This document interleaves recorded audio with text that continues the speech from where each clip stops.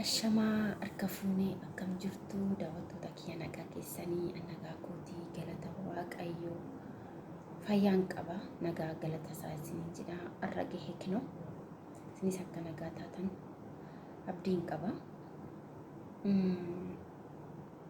Har'a viidiyoo adda ta'e tokko nan isiniif dhufe. Viidiyoon kun maal inni yoo jettanii xiqqoo seenaan keessa darbe xiqqoo isinitti maafanii isiniif qooda jechuudha. Isinii qooduun barbaade seenaan tiyya gaara baay'ee gadda guddaa keessan ture. Guyyaan irraa kuni guyyaa abbaan koo boqotee jedhanii natti himanidha. Guyyaan kun jechuudha guyyaan irraa kun guyyaa abbaan koo boqotee jedhanii natti himanii jechuudha. Guyyaan irraa tuni anaaf jechuudha bakka waan waggaadhaa guutuu natti fakkaatu. Waan waggaa guutuu natti fakkaatu maaliif bakka waanuma yookaan ji'a lama maaliif waan inni irraanfanne sila ta'e biyya ormaatti gadda namatti himuu jechuun baay'ee cimaadha. Baay'ee jechuudha. Guyyaan natti callamaa'ee guyyaan kun guyyaan natti callamaa'ee jechuudha. Guyyaan waan fuudhu wallaalee gadda guddaa keessa ture jechuudha. Darbe garuu guyyaan sun darbe har'a geenya kenna. Waan hin darbine hin jiru jechuun barbaade darbee jira. Galata waaqayyoo darbee jira waan hundumtuu jireenyi itti fufa sila ta'eefu fufeen jira eegin warra geeyanii kan du'e bade malee jechuudha. Maaliifin duuti abbaa koo wanni yaanne tokko yoo si mudatu baay'ee ulfaata. Baay'ee humnaa ol jechuudha. Wanni yaanne wanta sammuu kiyya keessatti siif bu'ee hin qabne yaanne jechuudha. Maaliifin abbaan koo guyyaa gaaf tokko mataan dhukkubee ciisee hin beeku jechuudha. Maaliif seenaa garaan baane natti ta'ee hafee beektu seenaa dhugaa waaqayyo seenaa jechuudha. Seenaan sinidha. Seenaa garaan baane natti ta'ee hafee maaliif nama tokko waggaa guuta baay'eedhaa fi yaani waggoota muraasa walirraa fagaattanii gizee du'aan wal dhabdanii namuma jibbituu maan taane osoo waggaa baay'eedhaa fi addaan baatee gizee namni sun boqotee jedhamu baay'ee ulfaata. Maasni fakkaate maaliifin seenaa ofii hoomatan cubbuun qabu. Maaliifin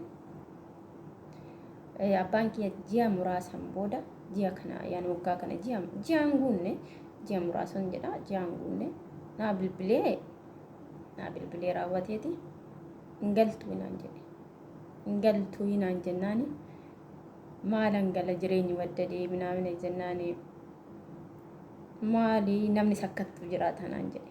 Dhugaa rabbi maaliifin seenaa natti ta'ee hafee jechuudha. Seenaa jechuun boos hin barbaanne kan kanaan duraa bu'ee nagaa sila ta'eef hin bu'u kanaan boodas waadaa ofiif gale jechuudha hin bu'u jedheetoo maaliifin baankuun madaa irratti naaf dabale jechuudha. Ani abbaa bichaa miti kana dhabe haadha koo daa'imummaan dhabee seenaa guddaa keessa darbeen har'a gahe. Maaliif ani dubartii cimtuudha har'a ga'uun kiyyaa jechuudha. Galata waaqayyoo obboleewwan baay'een qaba. Isaan bichaa waaqayyoon mataa akkana yalaan dhukkubne bichaan barbaada isaan jechuudha. Akkana hamaa isaanii akkana dhageessisne jechuudha. Ifa dhugaa waaqayyoo.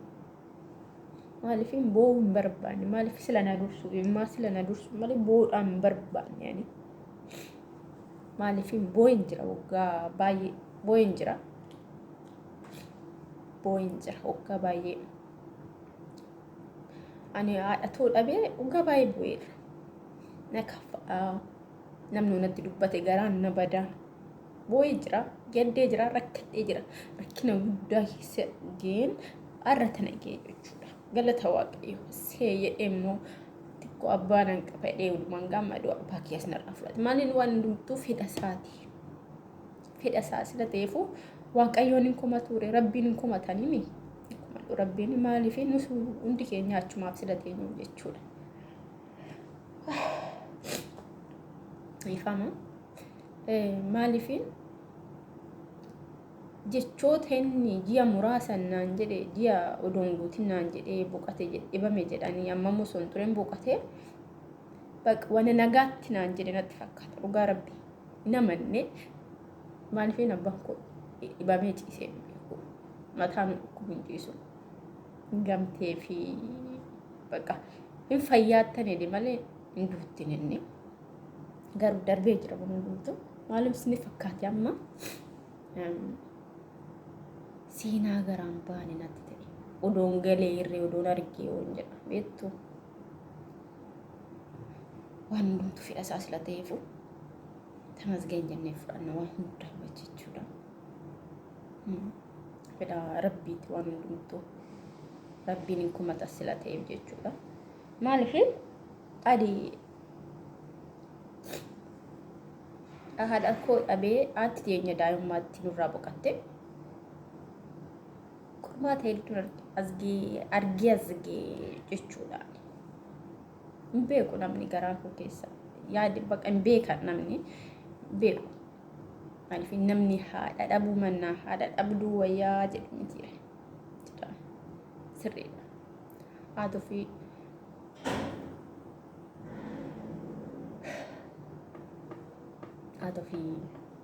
waan hunda ofiiti. Kana jedhanii kan dubbatamtee kan dhumne jechuudha waa'een haadha.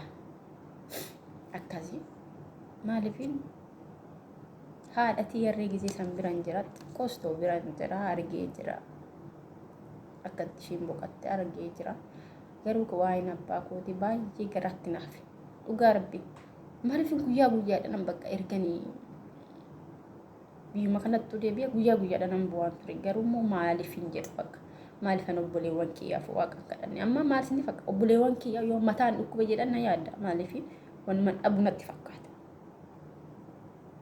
Ebelu dhukkubee naan jedhani hin danda'u immaan tola dursa malee natti himani nan bu'a bilbilaan nan bu'a ijoo silaa akkana maali naan jedhu dhugaa rabbi nan bu'a immaan tola dursa garaan na bade jechuudha.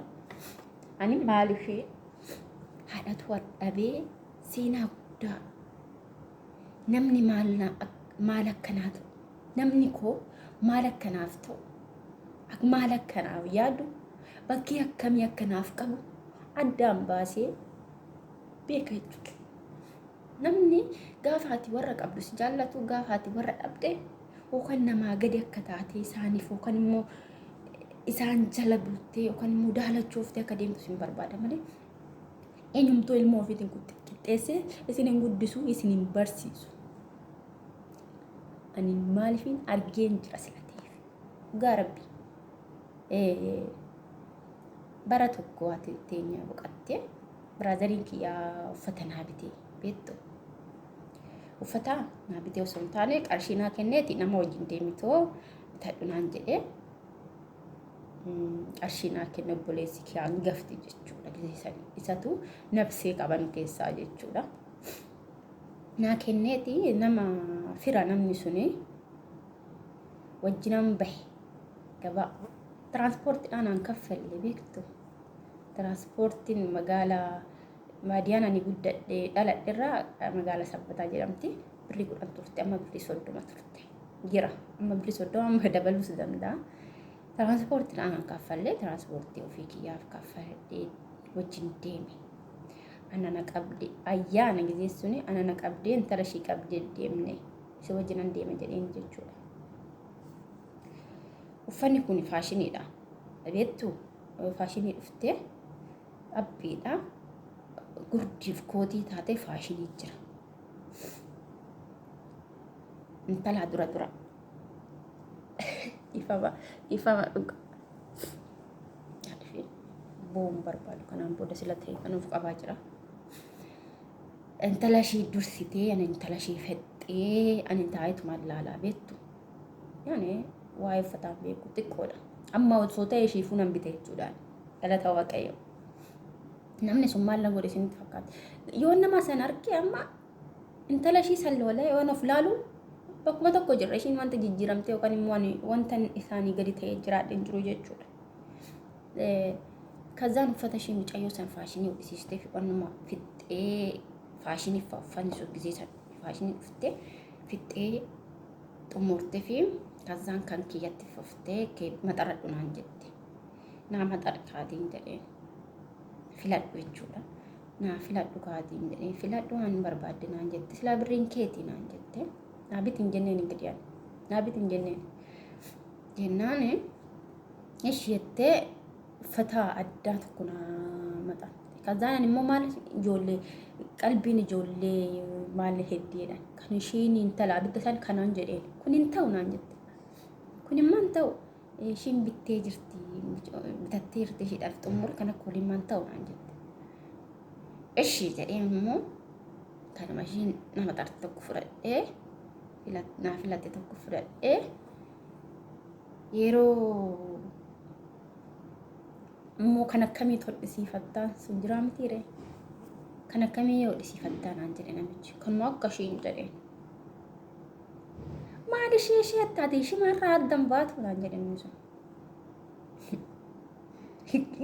Qalbiin daa'imaa waa hedduu heddimi daa'imummaa akkasii osoo hin taane ofan beekaa amma akka ishii dallaalaa beektu.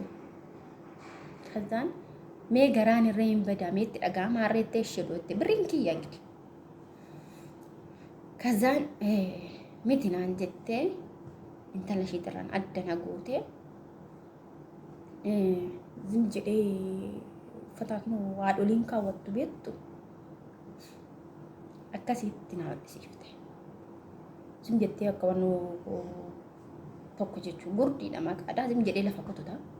Gurdii san kizee meeqa kukkutee qannasiisee maal godhee masaarra nan gate. Gaafa uffanni sun hodhisiifamee galee buleessi kiyya saree uffanni keenaan jedhee bitadhee koonna saree uffanni booyeetitti madde garuu akkas na godhe ebil wajjin deemee akkas naan jedhanina marrakkina qabaree bakka inni salphumatti qabee na qabee jechuudha. Nan boo dhugaa waan tokkoon haaree yoo nan boo'ee baafadhe malee wannuma bakka wannuma narraa tafe natti fakkaata yoo nan boo'ee hiqqee iddoo gisee san dubbannee isa waan argu hiqqee boo'ee kazaa yana erga sanii na sussobee bakka yoo sii ta'uu baate booda sii bitamarree ayyaana dhufutti naan jedhe jechuudha. Uffanni sun aduu galuu irrifata. Kun keetuma humnaan jedhe mee kaawwadhoonaan lafa qottuta. Garuu dhaqee ofirratti mattaree kan hodhisiifate ilaa saala jechuudha ofirraa baasoo birri kiyyaan namni sun ilmooti yaa maal fakkaatti jedhee addaan na baatee kan ishiiti ani himadheen jira. Obboleechu malkii jettan himadhaan jettan himadhaan miti himadheen jira akkas naan jetteeri. Gazaan baay'ee aaree gisee sanii bakka ayyaana dhuftutti asii bitanaan jedhee deemnee ganaa uffata san qannasiisnee blikkii galuu jedhee uffanni fokkise. Uffata sana osoo hin uffatin wannoodha jechuudha. Waan isinitti fakkaate namni haadha hin qabne maal isinitti himu baarzaafuma kubaa guddatti olii gadi irraa kamtu san dhugaa maaliifiin akkamitti kun bubbee dhufumaa gadi irraa kamte akkasitti namni haadha hin qabne waan hunda hin qabu zeeroo jechuudha. Dhugaa rabbii baay'ee nufa garuu namni immoo jabduu ta'uu qaba. Namas fira keenyas abdachuu miti. Ani fira koo osoo waan fedhe ta'e fira koo hin abdadhu. Maaliifiin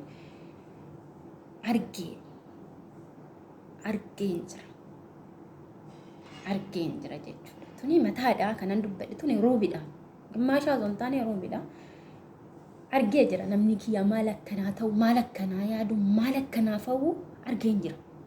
maal isin fakkaata gisee saniif isaanii yookaan obbirattis fudhatanii maatii ana abbaan namni gisee san jechuudha abbaan kiyya waggaadha kin waggaa kana naa laafate seenaa guddaa keessa darbeen arragee galata waaqayyoo irra miilaan dhaabbadheen jira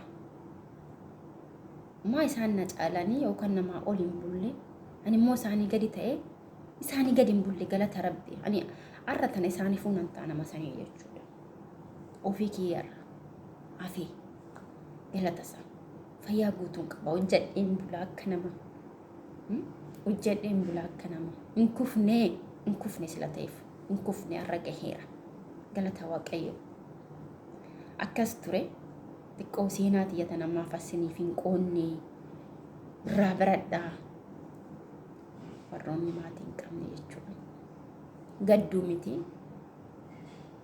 jabaachuudha jechuudha jabaatanii kufuu muti jabaatanii ka'u yoo kuftanirree ogolaa ka'u jechuudha baay'ee seenaa natti taa'ee fi waan hundumtu garuu waan inni raanfadhetti fakkaata nama san gisee sanii amma yoon arganna leellisanii bakka seeninuu guddaadha beet seeniin bakka seenii maaloo minamni jiraa miti ree biyya keenya innu bakka akka nama jedhamu waan maaliifin lapheetii irraa hin banne sila ta'eef garaa kiyya keessaa hin banne sila ta'eef jechuudha waan hundaa qabadhees nan jiru jechuudha xiqqoo seenaan xiyyaarraa tana fakkaatti maaliif asiniin qoonne seenaa xiyyatan edheetanan taasawuu dhufe har'a siniin jedhaa abdii kutuu miti jechuudha abdiin kunneeni abdii osoon kutee qaatan kufee isaanii gadi ta'e jechuudha galata waaqayyo har'a gaheen jira kinu isaaf haa galatu jechuudha kana fakkaata fayyaanaa ta'a horaa bulaa